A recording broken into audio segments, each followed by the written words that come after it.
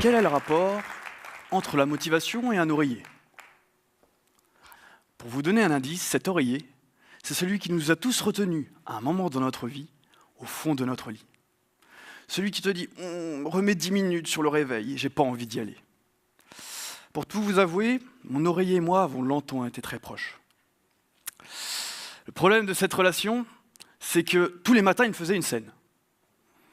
J'ai finalement réussi à m'en éloigner. Comment? Eh bien, grâce à l'objet de mes études et de ma passion, le cerveau. J'ai appris qu'en m'organisant autour de lui, je pouvais sortir de cette relation compliquée. Mon oreiller n'a donc plus le pouvoir. Par contre, plus j'explore le monde, plus je me rends compte qu'il y a des problèmes avec des oreillers un petit peu trop insistants. Pour vous donner les moyens de repousser leurs avances, je vais partager avec vous aujourd'hui des moyens efficaces pour être motivé et transmettre la motivation. Concrètement, il y a deux approches, prendre soin de son cerveau et de celui des autres. Pour débuter ce voyage, je vais vous raconter comment j'ai appris à connaître et à prendre soin de cette merveilleuse machine.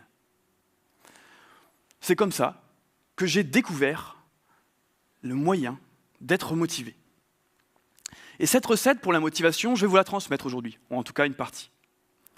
Tout commence avec mes études. Pour obtenir mon master avec mention, j'ai décidé d'organiser toute ma vie autour de lui.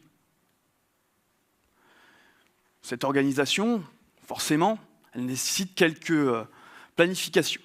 Eh bien, tous les matins, je me levais à 7 heures, tous les soirs, je me couchais à 23 heures. Autour de 8 heures de sommeil, notre cerveau est en forme. C'est à cette période-là que mon oreiller et moi nous sommes séparés. Eh oui. Mais je vous rassure, on a gardé de bons rapports. La preuve, je faisais des siestes avec lui en début d'après-midi pour booster mon efficacité. Si vous pouvez intégrer les siestes à votre emploi du temps, faites-le. Même 5 minutes par jour, c'est de l'énergie en barre. En parlant d'alimentation, j'ai essayé de manger équilibré.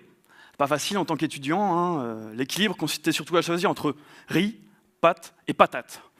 Bon, on va dire qu'au moins j'apportais des sucres lents à ma matière grise. C'est déjà ça. Comme tout un chacun, vous allez le voir, je faisais donc sieste, j'amenais les sucres lents, mais je faisais aussi du sport pour m'entretenir.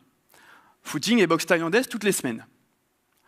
C'est bien beau tout ça, mais là-dedans, la vie sociale, elle est où?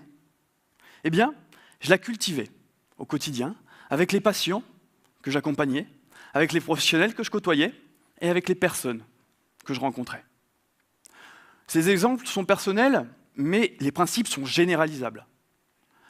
Si vous voulez, si vous équilibrez le sommeil, la nourriture, le sport et la vie sociale, vous avez les 4 piliers pour développer la motivation.